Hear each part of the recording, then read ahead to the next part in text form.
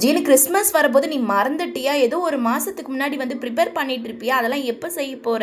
சொல்லிட்டு என் வீட்டுக்கார் வந்து கேட்டுட்டு இருந்தாங்க. அடுத்த மாசம் கிறிஸ்மஸ் வரப்போது இல்லையான்னு சொன்னாங்க.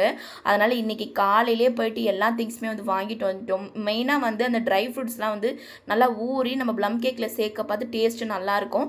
போன டைம் நம்ம செஞ்சோம் இல்லையா? நிறைய பேர் வந்து ஆல்கஹால் வந்து என்னோட கேக்ல நான் சேர்த்துருக்கேன்னு சொல்லிட்டு கேட்டிருந்தீங்க. நான் ஆல்கஹால் சேர்க்கல. 0% ஆல்கஹால் இல்லாத ஒயின் இருக்கும் இல்லையா? அதுதாங்க நான் சேர்த்துருந்தேன். அது போட்டு நான் ஊற வச்சு நான் பண்ணலையா, அந்த பாக்ஸில் இருந்தது ஃபுல்லாக காலி ஆகிடுச்சு. அதனால் என்ன பண்ணிட்டேன், அடிக்கடி நம்மளால போய் அந்த ஆல்கஹால் இல்லாத ஒயின் வாங்கிட்டு வந்து ஊற வச்சு மறுபடியும் ப்ளம் கேக் பண்ண முடியாது. அது ஊறாதான்னு தெரியல. அதனால் என்ன பண்ணிட்டேன், வீட்டில் இந்த மெத்தட் வந்து ட்ரை பண்ணேன். இது வந்து பர்ஃபெக்டாக வந்துச்சு.